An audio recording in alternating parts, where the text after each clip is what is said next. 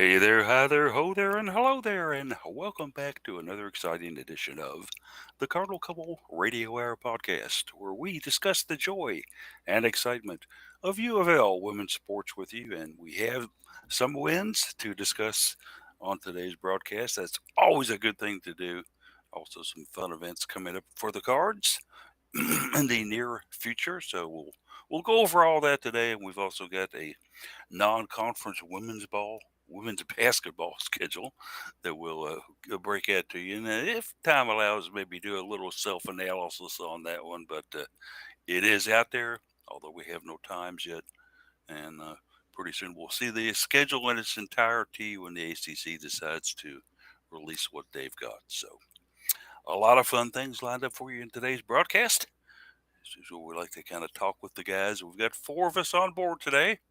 Daryl's being batty down on the river, which means the Louisville Bats are playing this afternoon. So she's not with us, but we have Case, Jared, Jeff, and myself, Paulie. So let's kind of catch up with the guys here a little bit and see what's been going on with them this week. Jared, you've had a busy week snapping photos, and you were kind of discussing with us the way that the month of November looked for you and traveling to Lexington.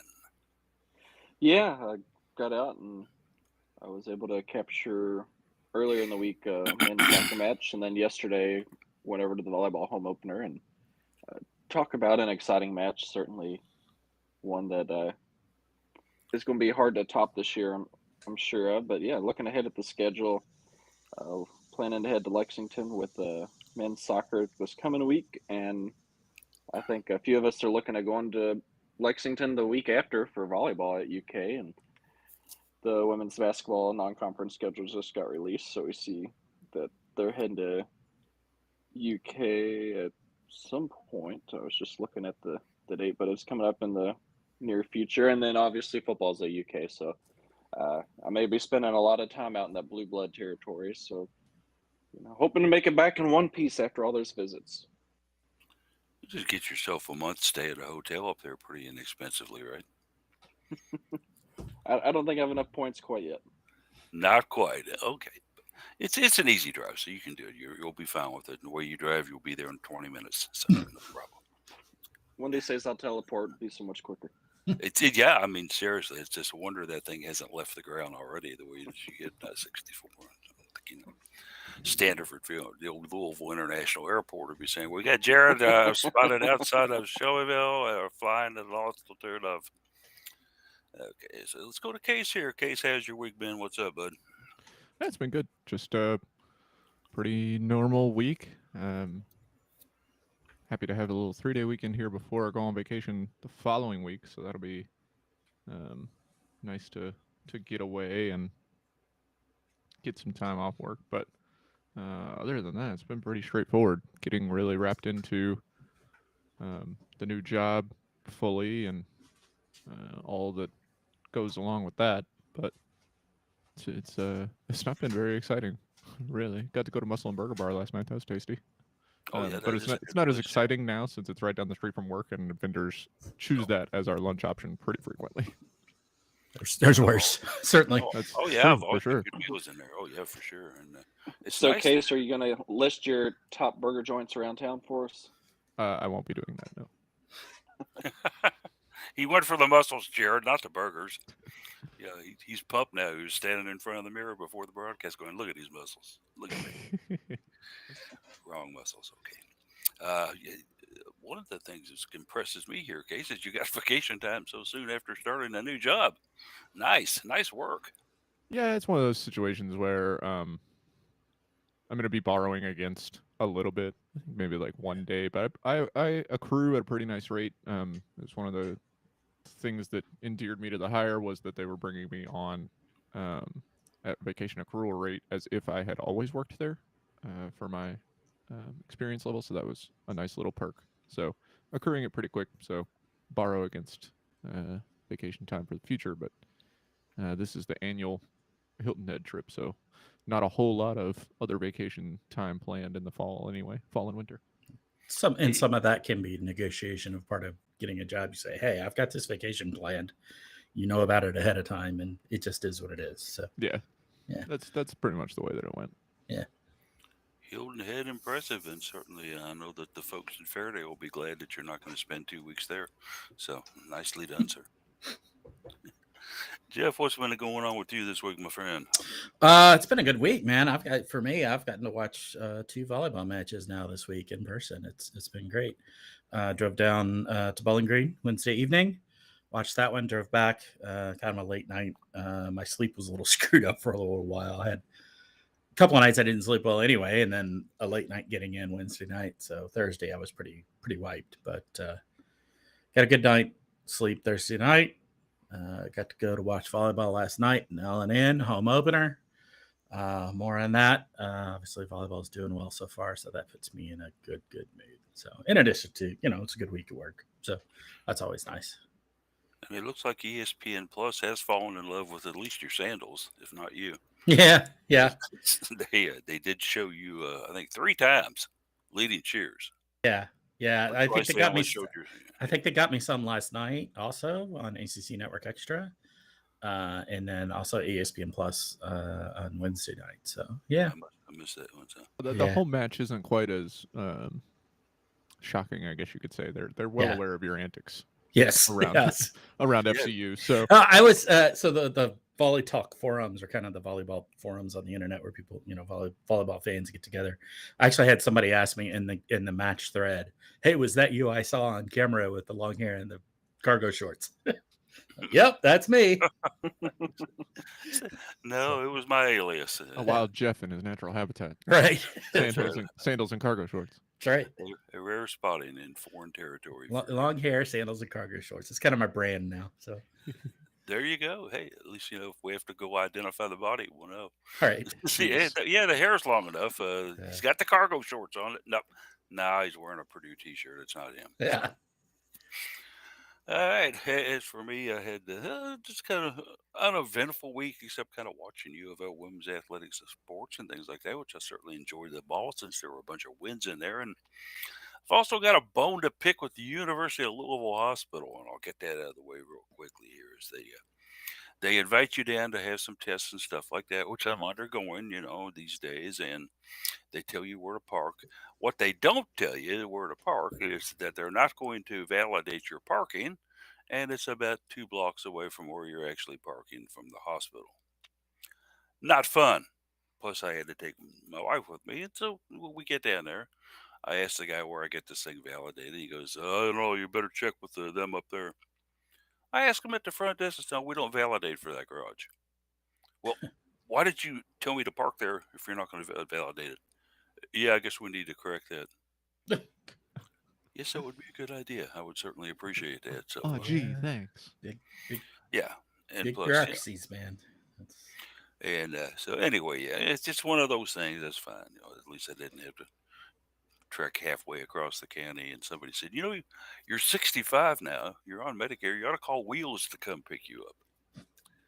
I'm like, "Yeah, but when are they gonna? They got me there, but when are they gonna pick me up to take me home? Yeah. I could be sitting there, 12 hours from that. Is Wheels on the way? Where are you at again, sir?" Yeah. So. Anyhow, enough on that. But this is the time of the show where we normally get into a little scheduling and Twitter information in case you've got a full plate, as it were, to discuss with us.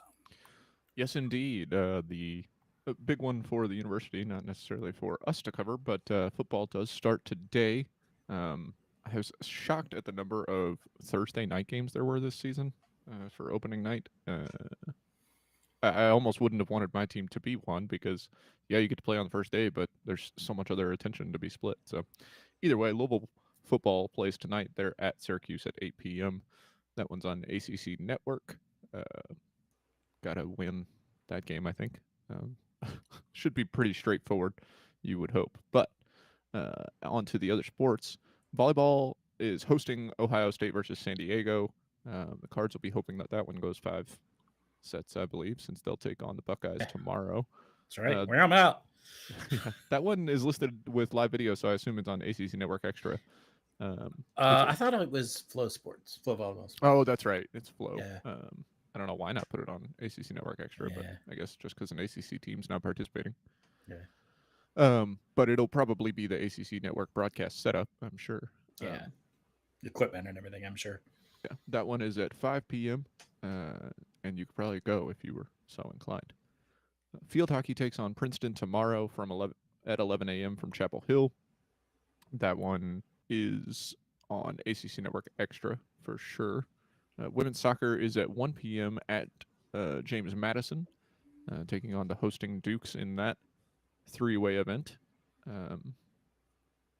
That will be on ESPN Plus, as far as I am aware.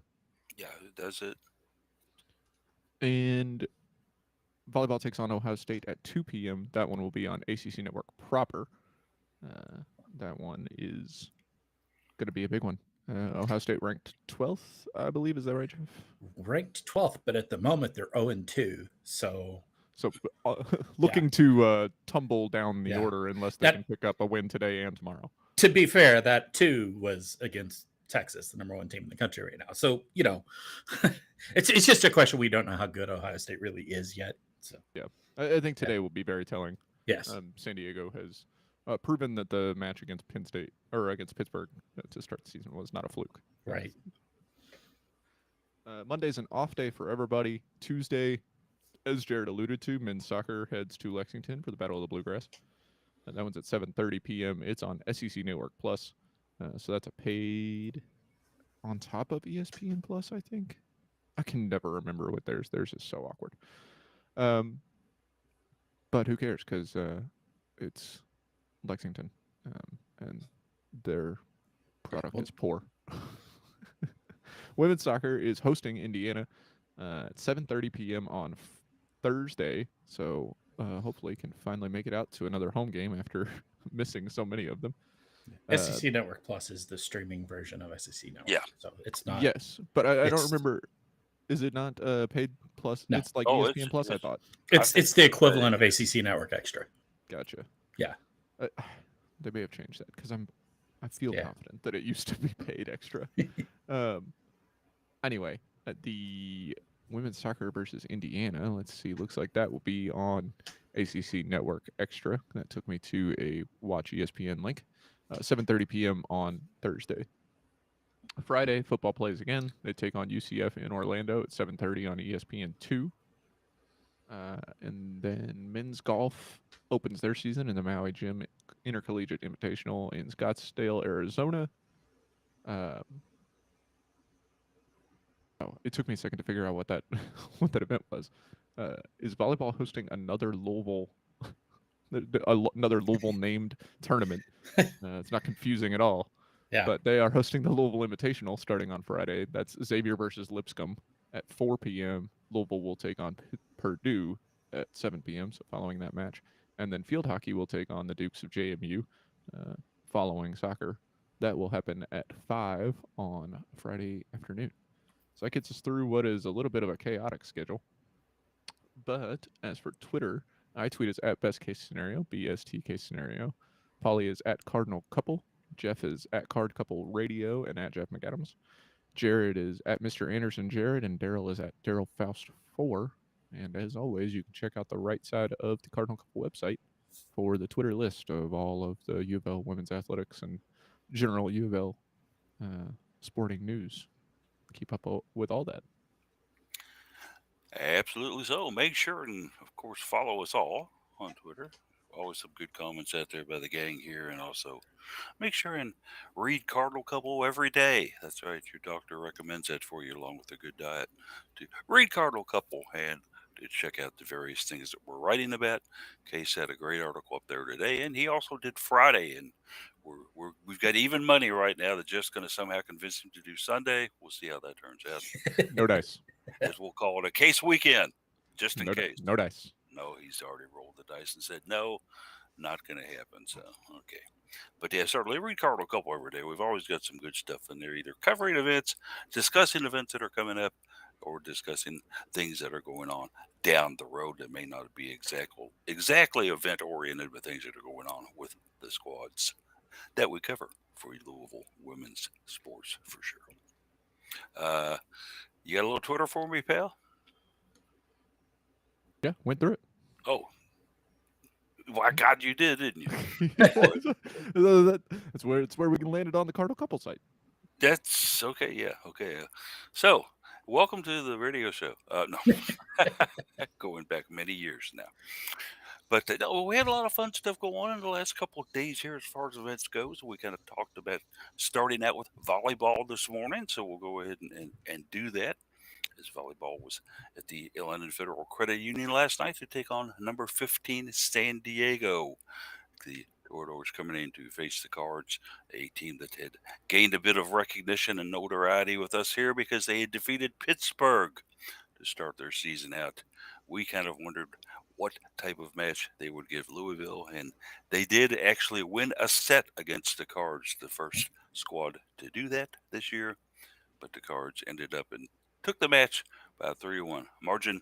Uh, Jeff was out there watching from the seats. Jared was out there taking pictures. Case not following on internet. So let's go ahead and start with Jeff. A 3-1 win over a very Yep. good team. Yeah, eliminated our, undefeated in sets, but obviously nobody really expected that to go the whole season. But yeah, first team to take a set off of us this year. It's obviously still a fairly young year. A very good team in the San Diego team. They were in the preseason rankings. They were 25th, and then they jumped up to what was it, 18th or 15th, something like that, after knocking off Pitt in the first weekend, and that's obviously that was a big win for them. It was a good team. Just watching them, I was really impressed with them. Their setter is very, very good. Has great hands. Not as mobile as ours is. I've saying Raquel Lazaro's mobility a lot. The praises there, but their setter Blossom is her name. Blossom, Gabby Blossom. Yeah, is was not as mobile, but certainly had very good hands, very good on target with her set. So made it a really challenging match. Good team. A lot of great talent there. So you've all really spread the offense around. I think the thing I noticed mostly out of the box score was the kills among our five main offensive attackers, Claire Chaussee, Echo Jones, Anna DeBeer, Amaya Tolman, and Kara Cressy. That was 15, 15, 8, 7, and 6. It's a pretty good spread of attacking across the five attacking options in a lineup. Percentage wise, not super high on a lot of those cases. Credit San Diego's defense on that. They blocked well. They had pretty good digs. We did better, but they certainly did well in those areas as well. So yeah, a lot of exciting play. Very competitive in a lot of ways, but then also kind of not competitive a couple of times. A couple of the set scores were kind of blowouts, but they went back and forth being blowouts. So yeah, credit, like I said, credit San Diego, very good team. They're going to be in the talk and in their rankings all year, I think, which is kind of like where have they been in the past? They've always been okay, but never spectacular. But I think they're really kind of showing that they're ready to play at the national level. So good stuff. Yeah, exciting, very warm in the gym. Sold out crowd in early September on a hot day with a lot of people in there. It just was very warm, so a lot of sweating and being uncomfortable, but a lot of fun.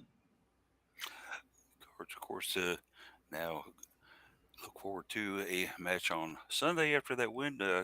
Jared, you were down there.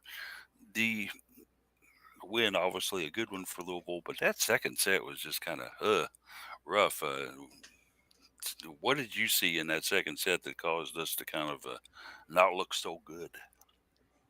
I think the second set was more maybe the Cards just getting a little comfortable at that point in the season. They had won 13 straight sets, so maybe being a little bit too far in over their heads at that point, and then you start to see a couple things go wrong. There's definitely quite a bit of panic at one point, and you could see that especially with some of the passing and then the miscommunication on who was supposed to go for the attack.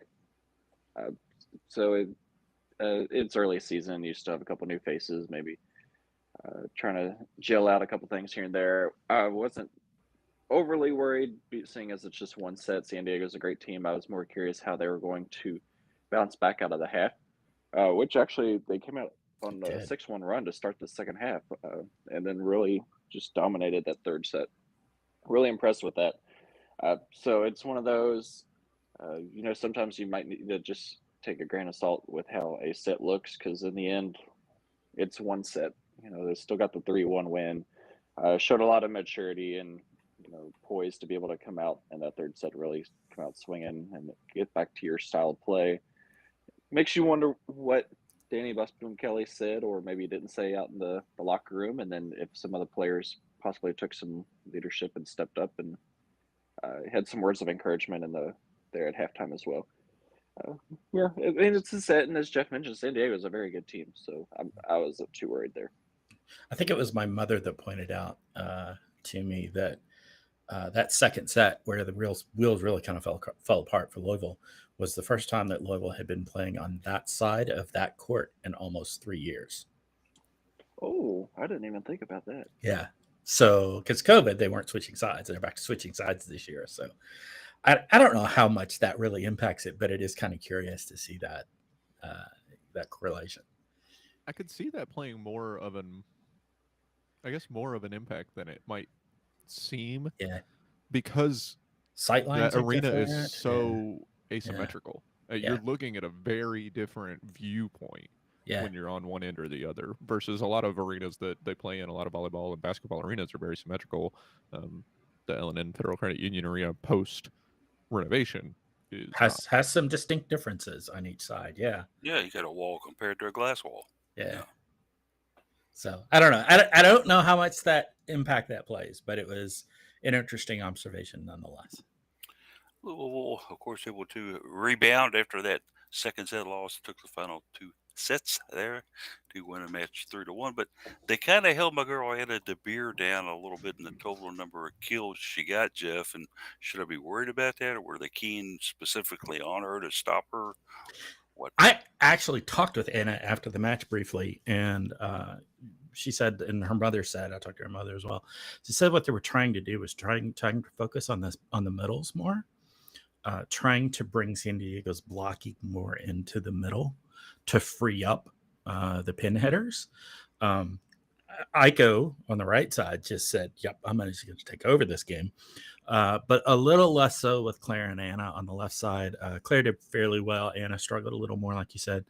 But, I think they were trying to pull into the center and emphasize that middle attack a little more. I mean, that's a strong attack for us just in general. So we do that a lot anyway, but I think there was a little extra emphasis on it last night. So that may be why, some of, Anna's hitting may have been a little less on. She's had fewer attempts, I think, than she normally gets. So yeah, I think the stats bear that out. Just quickly to put on that is Aiko was about twice as efficient as both Claire and Anna, because Aiko was 15 of 24. Typical right side versus left side, because left side's kind of your outlet. If you have a moderately passed ball and you're trying to get a set outlet, that they just kind of have to deal with all the garbage on the left side. So yeah, Anna, I mean, Aiko, like I said, 15 of 24. Anna had about the same number of attempts with 28, but only 8 kills. And then Claire had the same number of kills with 15, but 43 attempts. So it's kind of a weird, weird quirk there. But I think it bears out what you were describing about the movement towards the middle. As the Cards will now kind of review that one, talk about that one a little bit. I think the thing that grabbed me is this thing was still really competitive late into the fourth set, as San Diego by no way, shape, and form was ready to say, hey, we're out of here, we'll see you later. They actually had it tied at 21-21. The Cards that were able to actually go up 24-23, but unable to close it out regulation. But it was a very short overtime period as they take it 26-24. How nervous were you getting down there, Jared, watching this thing, possibly with the advent of going into a fifth set? The possibility of it happening did cross my mind a few times, and it just adds, I guess, to the excitement when you go to a 5-setter, but I'd certainly rather win it sooner than that, so there's less risk of losing. But yeah, I mean, there's a little bit of nerves, but also I think this Louisville team is both talented and experienced enough that I wouldn't be overly concerned if we went to 5-setter, especially at home with the home crowd on our side. So there you have it. The Cards will bounce back Sunday, bring it in Ohio State. What do we know about the Buckeyes in volleyball, Jeff? Not a lot. Like I mentioned earlier, I think they only have played 2 matches at this point. Both were against the number one ranked team in the country right now, Texas. Both were wins by Texas, which you kind of expect. Um, so you kind of don't know a whole lot about them yet, just because you lose to the number one team in the country. That's kind of expected, and you don't learn too much about them from another team perspective. And I'm sure the coaching staff is looking at film from that Texas match. They'll be there in person tonight when they're playing San Diego, so they'll be able to see them in person, see how they handle San Diego, work with the team, and understand their tendencies. I have not seen them play, so I don't have that more actual play-oriented look at it. But as a casual fan, just looking at schedules and results, and it's hard to draw too many conclusions on this. I very subjectively, I look at Ohio State and think maybe they're a bit overrated, but I don't have anything really to hang my hat on with that. So we'll see. We'll see what happens this evening, and then tomorrow. I think that'll be really telling for this Ohio State team. If they go 0-4 to open the season after this weekend, that could be bad news for them. I'm sure they're one to at least pick up one win this weekend to really kind of say, hey, no, wait, we really are a serious contender here. So they're going to be motivated. I just don't know really if they're a really put together team yet. Just haven't seen it yet to know. We shall see what happens for the number 3 ranked Cards as they continue in weekend play.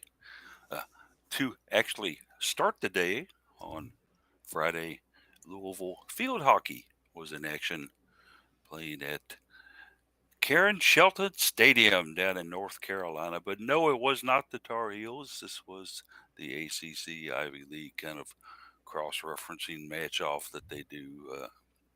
I think we've done it with the AC. I think the ACC's done it with the Ivy League in the past, but I'm trying to think. Maybe this used to be a Big Ten kind of swap out, if I remember correctly. In any event, the Cards drew Penn to start at Karen Shelton Stadium and handled them 4-1 in the opening game of the Ivy League crossover. As Katie Schneider, Cardinal fans know her name well, had 2 goals in this one. Amy Plum added 1, and Amelia Kaczmarczyk also had a goal as the Cards got a good effort out of Sasha Elliott as well in goalkeep and get the 4-1 win. So a nice start for Louisville, starting out 3-1 to begin this one. Case in looking at this one, Louisville left no doubt that they were going to handle this game pretty well. And I think that the Cards showed that a little bit of patience goes a long way against a Penn team that was very methodical and also a Penn team that didn't really try to force the issue too much. Well, they didn't need to do much trying to force it. They spent a lot of time in Louisville's offensive third. Louisville really, when you look at the stats, it's kind of like how did one of these teams? How did Louisville beat the team when you look at the stats that won this game 4-1? Penn had 9 corners compared to just 2 for Louisville. But what really helped Louisville out was Sasha Elliott again being fantastic in goal. The team was really great defensively. Penn ended with 12 shots and 9 on frame, but they didn't get a shot out of all 9 of those corners. They converted 1 out of 9, so another great penalty kill effort from Louisville, which I keep calling the penalty corner wins penalty kills, even though there are yellow cards and you can have an actual man or player disadvantage that you would need to kill as a penalty, like you would call in regular hockey. But that's beside the point. Louisville only had 2 corners, but they did convert 1 of those, which is good to see. It just came down to efficiency for Louisville. Like I said, converting 1 of 2 corners compared to 1 of 9 for Penn, and put 7 of their 8 total shots on frame and scored 4 of them. So it's good to get the win. Definitely helpful that Louisville had already played 2 games, and this was Penn's opener. I think that Penn might have been shaking off a bit of rust. And I think that Louisville having the lead early and then having the 2-goal lead before the corner onslaught for Penn really began was very helpful to their confidence and pushed them forward in this one. The only thing I will say about the way that this scheduling thing works out is it's a little unfortunate for Louisville to have to travel and play these 2 decent teams, Penn and then the good team in Princeton, ranked at a neutral site. Where if Louisville was playing at North Carolina later this season, I'd say it'd be really great to get the confidence boost of hopefully a pair of wins, including a ranked win on that field before you go down there to play again. But they host North Carolina, so really they just get to put themselves at risk playing 2 pretty decent Ivy League teams on a neutral field with no benefit for it later. Neutral, air quotes. Yeah, neutral. Well, Like it's neutral for. I mean, the UNC fans are probably rooting against Louisville, but Yeah. not to the point where they're rooting. based going on what I raucous saw, for there Penn. weren't anybody there rooting for anybody in that first match. Yeah. 115 Penn, the listed attendance there. Oof. yeah, Penn didn't have many in there, and whichever students were staggering in after Thursday night drinking to watch this thing on Friday, maybe 115 showed up, maybe they didn't, but in any event, 115 counting concession stand workers. yeah, and- concession stand workers, the fraternities that gather the balls on the sidelines and Yeah. stuff like that. That's only 1/9 of what was in Federal Credit Union Arena. Yeah. There were 990. probably more people than 997. That's the listed. Yeah. That's the listed capacity, right? So they. It's about that. It's pretty close. So Yeah, it so was, I don't think they can actually say that more people that many more people attended than that. Yeah. Yeah. In any event, Justine Sowry was actually asked about the contest, and Justine always tries to cover both sides of the issue whenever she talks about a game. We've noticed that for years in interviewing her, and once again, she was the same as she said, it's great to come away with a positive result, but we have work to do.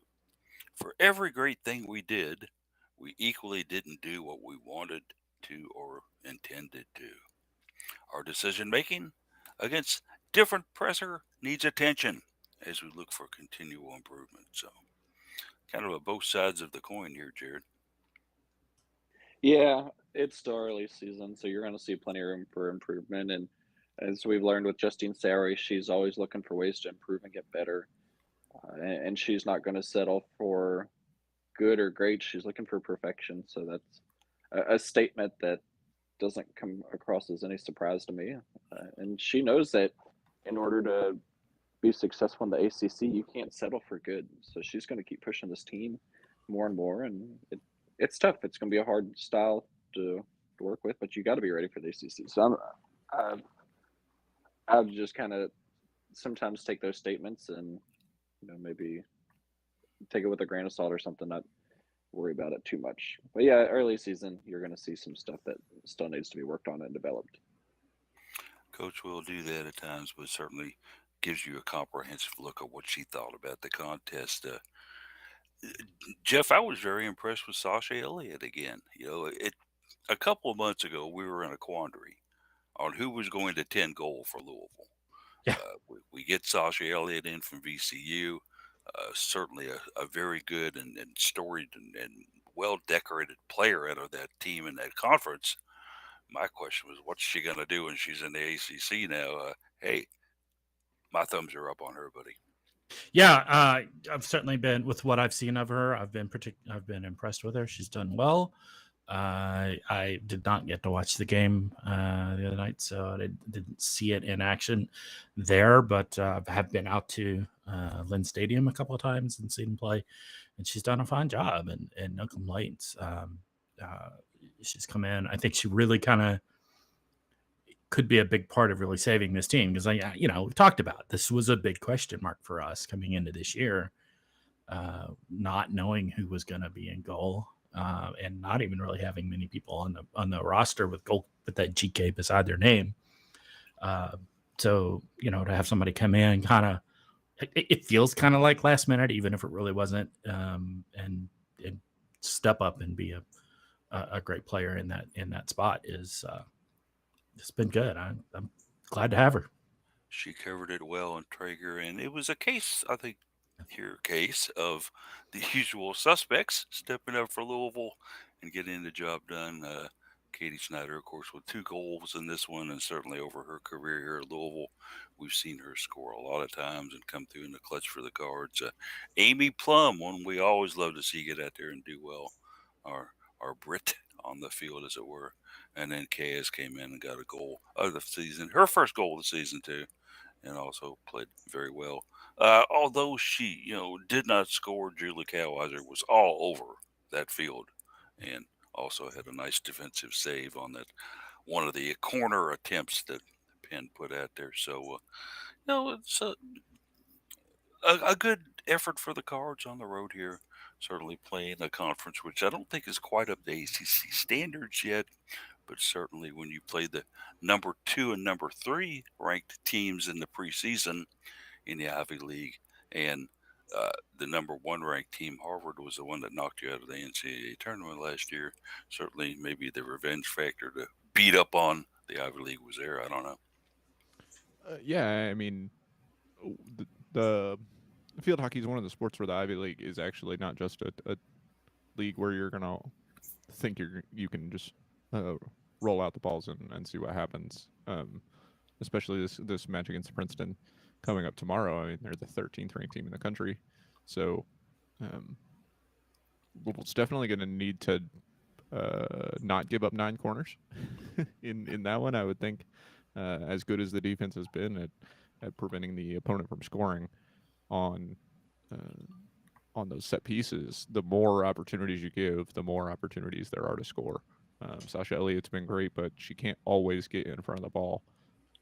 Sometimes things are just out of your control, even if you're in a great position to make a save. It clips off someone else's stick, or any number of things can happen. I think we may have seen something like that in that last flurry by Penn when, like you mentioned, Cowheiser gets the defensive save um, for the Cards. So a big one there. Amy Plum, I would say, has to be frustrated. She took 3 shots. She put all 3 of them on frame.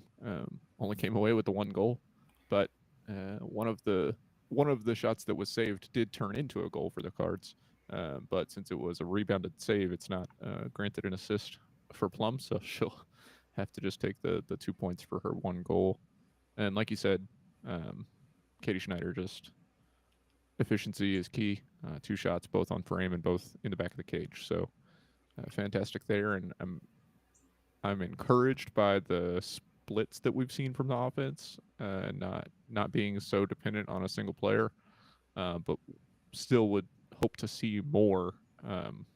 Don't feel like Louisville should have been outpossessed and out uh, shot in this game by Penn, but could have been just a matter of the many penalty corners that they took, inflating those opportunities.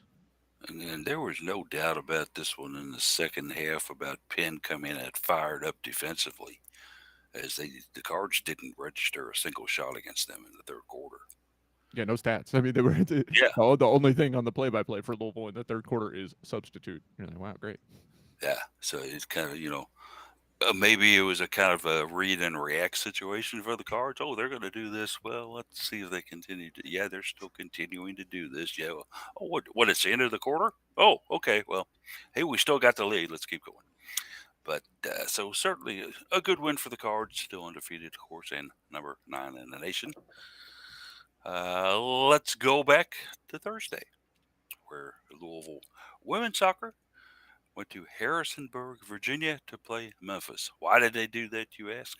Because that's where James Madison University is. And the Dukes brought in several squads to play there both yesterday, or excuse me, what Thursday, and also we'll play again on Sunday, as Louisville met Memphis down there, 23 in the nation, and Louisville beat Memphis 3-2 in a pretty exciting match, as the Cards finished quite well in this one after kind of a back and forth match, early in this thing.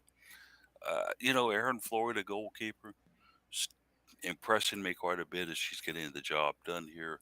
I think she's won a position. Uh, let's give the Cards credit. They beat a ranked team on the road. Uh, Who wants to start out on us? In case you're a big soccer fan, tell us about this Louisville win. Yeah, I mean, you come out firing against a ranked team. Louisville really looking to rebound from a good opportunity that they had against Xavier last week to get a ranked win at home. Weren't able to close the door on that one, so um, they go to a neutral site for this game. Really, it's such an interesting situation. I think that it's like a joint event hosted by JMU and Virginia because Louisville and Memphis played on JMU's field Thursday night, while JMU was in Charlottesville playing Virginia. The Dukes come home to get Louisville tomorrow, and Memphis heads to Charlottesville to play Virginia. So kind of a weird little scheduling quirk there, but it's going to work out for Louisville that they're not playing the fifth ranked team so early in their season, and it's not probably going to work out for Memphis in that they might leave the weekend 3-3. But their previous loss was against Ole Miss, who's ranked 18th. So they had a 6-1 win against Little Rock. Not that that really means much, but then they beat Iowa State 3-0 and UAB on the road 2-1. So coming into this one, Louisville really had some work to do. They scored early. Emerson Jennings scored her first goal of her collegiate career, and held on to that for about 15 minutes before Memphis was able to tie it up. Unfortunate, Louisville was really attacking in the later portion of the first half. Would have loved to get another go-ahead goal. Weren't able to do that, and then came out in the second half on the back foot. Memphis had a lot of the momentum carried through from Louisville not being able to score at the end of the first half, and they took the lead in the 56th minute, and I was glad when checking back on the stats that they did not fold on that. You go down to a ranked team when you had a bunch of opportunities, you couldn't score again in the at the end of the first half, but just a minute later, Louisville was able to tie the game back up. Carson Cherry with her third goal, coming out of the center back position, which is a bit funny because I think that Sarah Hernandez, when she scored maybe the most goals in a season of her career coming out of the center back position, was 3, and Carson Cherry's already there after 4 games. But she keeps her spot cemented in second in points behind Maisie Whitsett, who extended or kept her lead with an assist on the Emerson Jennings goal. And then just a few minutes later, Louisville was able to get that win or get the go-ahead goal from Anouk Denton, her first of the season, with just a fantastic shot there, unassisted. And then they're able to hold on. Really, Louisville got them more opportunities to extend their lead late in the game than Memphis did to equalize. Corner with 15 seconds left is certainly nervy, but Louisville was up to the task, and they escaped with a win against a ranked team. So you'll definitely take it. You know, Jared, when you take a look at this women's soccer team and what they've been able to accomplish this year, there's a lot of veteran players in here, but we're really getting a lot of great production out of the freshmen and first year players on this squad, even players that have transferred in from other schools to play for their first year. So it's good to see that Karen Ferguson Days has a combination of both the experienced and the newer players on the squad. Yeah, absolutely. With some of the newer players, Emerson Jennings has shown some bright spots already as a freshman and quite a bit of speed out there.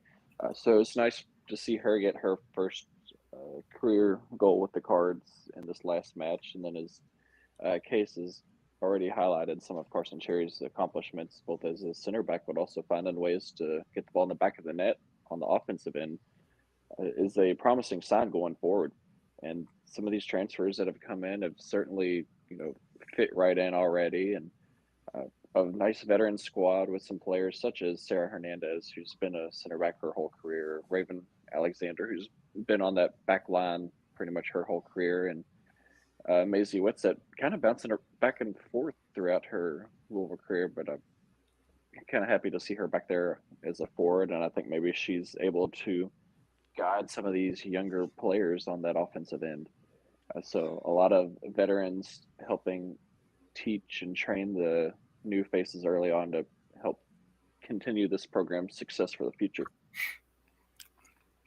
One of the things, Jeff, that I noticed is that the Cards got quite a few more actual shots than Memphis did in this contest, 11-5, but the Tigers were just a little more accurate, putting 4 out of their 5 shots on goal, compared to Louisville just getting 7 out of 11, which still isn't a bad percentage, but the Cards are actively showing a lot more attack capability, I think, at this time of the season than they have in past years.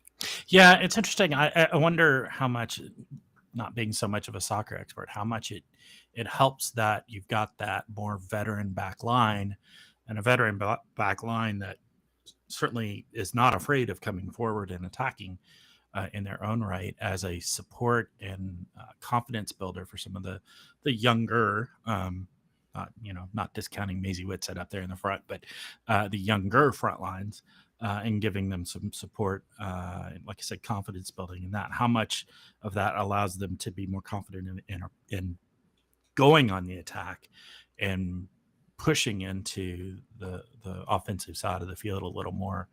Um, there's Memphis is a ranked team. I mean, they're a good team. They're in justifiably, and so they've got a lot of talent. And okay, so you look at it and you say, okay, probably more shots are going to be unframed because of maybe a higher talent level or more experience. But it's encouraging to see that really offensive and attacking mindset.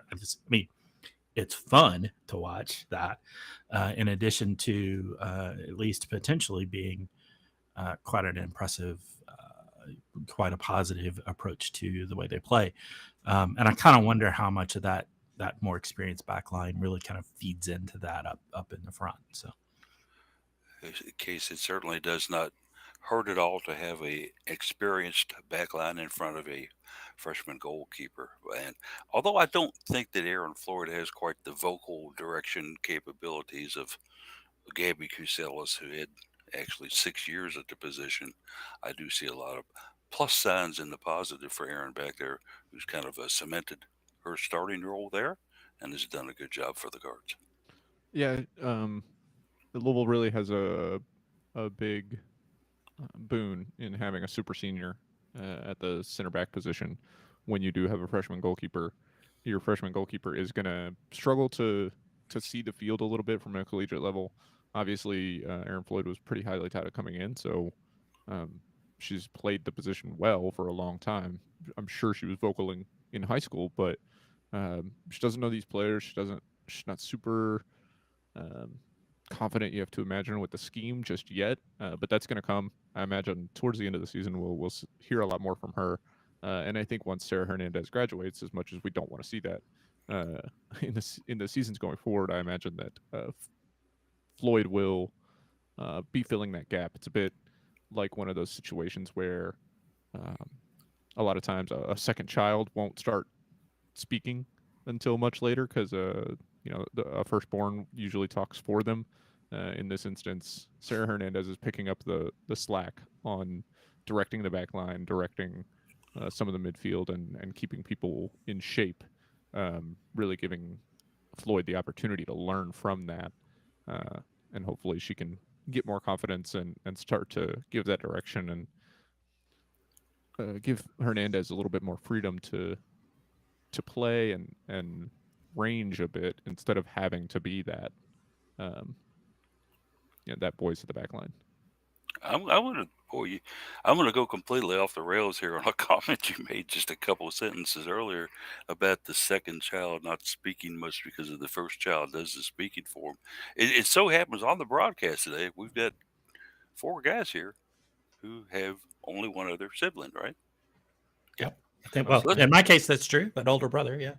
let's Yeah. take it Older around the sister. pike then. Is that true, Jeff? Were you not very talkative because you were I don't know about when I was a young kid. I certainly am more reserved and more quiet than my brother. I know people that listen to this podcast and see me at volleyball may be shocked to hear that, but it is very true. By nature, I'm a much more reserved and quiet person than my brother is. So, yeah, there's probably some truth to that. I can remember Case growing up because I was around him due to various events that I did with his parents, and you were quiet. I will identify with that, Case. You didn't say much. Yeah, That surprises me since I can never shut up now. So yeah, and then all of a sudden you came to the point of reason. I don't know what it was. Maybe the fact that you realized that, hey, I can talk, and my sister yeah, doesn't know everything. Yeah, once I started talking, yeah. no Well, now we stopping. can't get you to shut up. But no, I'm just kidding. But yeah, that was true early on in your life because it's like, hey, look, hey, Chelsea's here. Oh, we love her to death. Huh? Oh, yeah, there's a case over there too. Go say hi to him. He'll smile at you and wave. Oh, so Jared, being the oldest of two, is that hold for you as well? Was your little brother the quiet Gus of the group? Yeah, I think probably up through the first couple years of even like grade school, elementary school, my brother's the more quiet of the two, and then somewhere along the lines that kind of flipped a little bit. And it's not that I became more reserved or quieter; it's just my brother became more outgoing than I did. But a lot of that happens to run in the family, especially with my mom and aunt also being kind of on like the outgoing, talkative side. So I'm assuming it runs in the genes, and it may continue forward. As even now, I'm the more talkative between Katie and I. Yeah, and being being out of another older brother myself, I can tell you that for the I would say probably first 12 years of my life, my older brother kind of dominated me in a lot of ways. And then all of a sudden, I had that magical year where I grew like 6 inches and became taller than my brother and weighed more than my brother. And then basically one afternoon, kind of had a showdown with him, whipped him, even though he was 6 years older than I. And at that point in time, the wheels kind of turned, and I had the confidence then to say, "Hey, you shut up. I'm not shutting up anymore." Yeah, I do recall my brother's freshman year in college. He went to school about 4 hours away, and the first time he came home in the fall, he been a couple months, I guess he'd been away for that, and came home, and I greeted him in the front yard. And as he got out of the car, he looked at me, and his first words were, "You're tall." Dang, I can't beat you up anymore. Yeah. Say what the heck with that? Okay, how you doing here? Help me carry this stuff in. No, I Yeah. don't think so. That's not going to happen. Carry your own dirty laundry, bro. That's right. I'm not going to pick up your shoes anymore. That's what we got left here to talk about here is a little women's basketball. We got a 22-23 non-conference schedule laid upon us, which came down yesterday. So let's talk about that a little bit today. The Cards, of course, going to have I think it's a series of 5 games at home. It looks like it could be as much as many as 7 on the road, but they're getting this thing kicked off early in November on a Monday night, bringing in Cincinnati November 7th to the KFC Yum Center.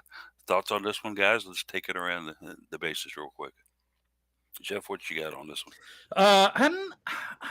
Honestly, I'm a little whelmed. I won't say I'm underwhelmed, but I'm definitely not overwhelmed with the strength of this non-conference schedule.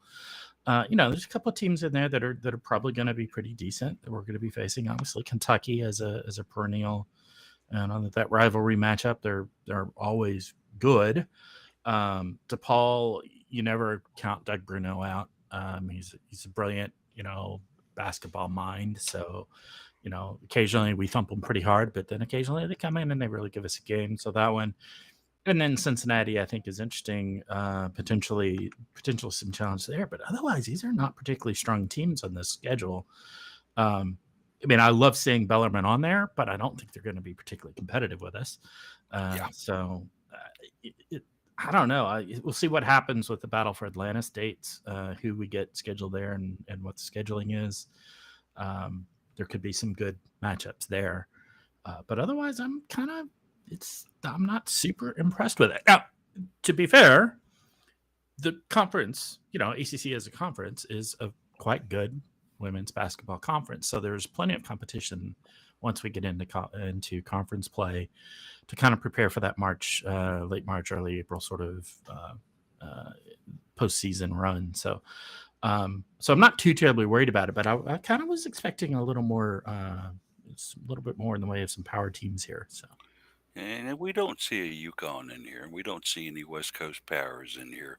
That's for sure. But just to run it down real quick before I get to you guys, the other two guys about this one here. Like I said, we start the 7th, hosting Cincinnati. On the 10th, we host IUPUI. They are a team that did make the NCAA tournament last year, so I don't think you can overlook them too much. Uh, on the 13th, which is a Sunday in November, we go down to Belmont to play at Belmont. Well, where they're going to hold that one exactly in Nashville remains to be seen. I wouldn't think they'd play in Belmont's gym, but we'll see what happens there. Uh, and then we go to, of course, like you mentioned, the Battle of Fort Atlantis. We don't know a lot about that yet. That's the 19th to the 21st. We'll see what we draw there. Longwood comes to town on November 25th on a game that, it's a Friday game. It's, if I'm not mistaken, that's the start of Thanksgiving weekend, if I'm not mistaken. Am I correct there, guys? I think I I am. believe so. Yes. that seems about right. So we don't know exactly for sure what time this will be against Longwood, but I don't think the Cards will have much trouble against them. The one I'm looking forward to is Ohio State on November 30th at the KFCM Center, as they will play on a Wednesday evening against the Buckeyes. Certainly always a fun matchup for the Cards playing Ohio State. We've had some thrillers there in past years, that's for sure. Then in December, just going through those pretty quickly, Middle Tennessee at Middle Tennessee. Certainly a drivable game if you all want to make the trip down to Murfreesboro, a Sunday contest. The Cards, I think, will handle that one. Middle Tennessee isn't the strongest team as they used to be in past years, from what I've read. And then, of course, we end at the non-conference state. SIU East in Illinois, blah, blah, blah. Yeah, that should be an easy win for the Cards on the 6th. Kentucky in Lexington on the 11th, a Sunday. And then ending up, as Jeff mentioned, Bellarmine over at Freedom Hall on the 14th. Jared, it's a schedule that's got some potential very, very tough games here. And I didn't even mention DePaul, which is the 21st, which is a Wednesday up in Chicago. But is it as strong as you expected for non-conference? I think there's a kind of a balance and mix there. Obviously, DePaul is the one, especially playing at DePaul, is one for me that makes me nervous. Obviously, anytime you have a rivalry such as UK and you're playing in Lexington, you need to be aware of that. Is they'll probably fill up Rupp Arena fairly well for that or for that game. Cincinnati, I don't want to say I'm overly concerned about, other than the fact that it is the season opener. So plenty of time for Cincinnati to maybe get prepped for that. Ohio State, beat us a couple years ago up in Ohio State in a game that was maybe a little bit of an upset. So that could sway either way. But yeah, as you mentioned, that Bahamas, depending who we get in our lineup, could potentially pose quite a threat. I mean, Tennessee is the team that we saw in the Sweet 16 last year, and gave us a couple fits. Gonzaga made the tournament. We beat them in the second round. South Dakota State's a team that I'm not sure I'd like to be matched up against. So it just kind of depends on the draw for the Bahamas. So that could help sway whether this non-conference schedule is pretty brutal or whether it could be fairly easy. Is that Kentucky game going to be at Rupp, or is it going to be Memorial? We don't know for sure yet. Okay, because usually it's Memorial when we play there. I believe that's where we played them last time. Yeah. Yeah, I don't think they like to put that game in Rupp because it allows too much red to get in there. The most recent time that we traveled, where it came down to basically UK missed a shot at the buzzer for us to pull off the 1-point win, that one was at Rupp. Are you sure on that, Jared? I guess. Yes. Oh, maybe you're right. Okay, yeah. Oh, that's right. Because I usually was used to going into one entrance at Rupp to watch a basketball, and when I got to the entrance, they said, "No, you can't come in here." And I'm like, "But this is always where media is coming in the past." Well, that's not the case anymore. So you're right. It could be at Memorial Coliseum. I think part of it's going to depend on how Kentucky's looked at that point, if they're ranked, if they're having a good season, and what their fan base looks like. I just wonder if a look at their website would reveal that. We'll check into that a little bit later on. I'm looking at it right now. They haven't even put their non-conference games on their schedule yet. They only have the conference games, and they don't list a location for any Yeah. I would It's imagine certainly. Tennessee would be a game that they could potentially put in there, and they don't list Yeah. that it's at the Yum Center, so I don't know exactly what that will look like.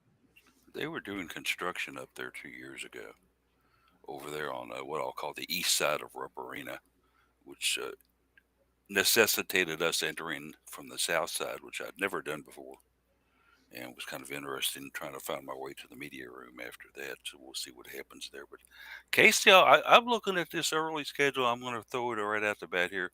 I see a very good chance of us going 11-1 in these 12 non-conference games. The only loss I'm possibly considering is we may run into somebody down in the Bahamas that will beat us. What say you?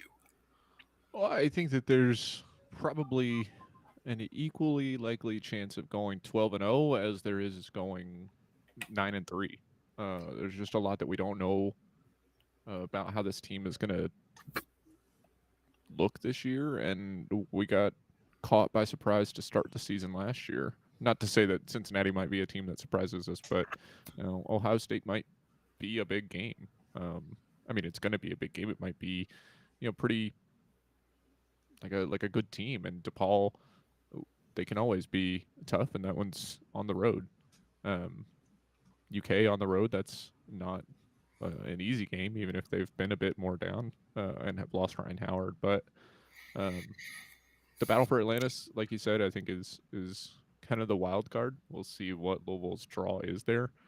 Have to imagine they will make the championship game. They would win their first game, but in the second one, um, it could be tough. I think that I, like Jeff, am pretty whelmed at the schedule. We've gotten really used to seeing a very big name pop up. Um, I'll be interested to see how many of these teams have numbers by their name once the first preseason poll comes out. I think that could maybe slant how we feel about it. If only Ohio State is ranked, or if none of them are ranked, we're going to feel like this schedule is even more disappointing. But if DePaul, Kentucky, and Ohio State are all ranked, plus one of the teams you play in Atlantis, then all of a sudden you're like, well, four ranked teams in the non-conference is not a terrible setup there. So I think it's still wait and see, but um, it's interesting. It's definitely an interesting schedule. I think the away games that aren't Kentucky and DePaul, I think those are a nice mix. Bellarmine is not really an away game; it's a home game in the old stadium or the old arena. Middle Tennessee, you've made that trip a bunch of times. Belmont, short drive as well. So, pretty comfortable away schedule there, except for the two big ones. But the home should be some pretty fun games for the crowd to come in. I think it will indeed. And let's hope that people do flock down to this one. And certainly the away games are, except for, of course, obviously the one in the Bahamas, drivable contest to go watch. So Yeah. we'll Good luck driving that one. Yeah. yeah, I think I could probably would make Miami, and then it'd be kind of like Get really, really fast and just skip across the water. no, I'd have to have Jared driving now. Right. That would assure me getting there with a minimum of skips as well. Yeah. Yeah. Let's go ahead and roll into some final thoughts, guys, as we've already reached and surpassed the noon hour. So Yeah. we'll go ahead and let's go ahead and start it out with Case this week. Final thoughts, sir.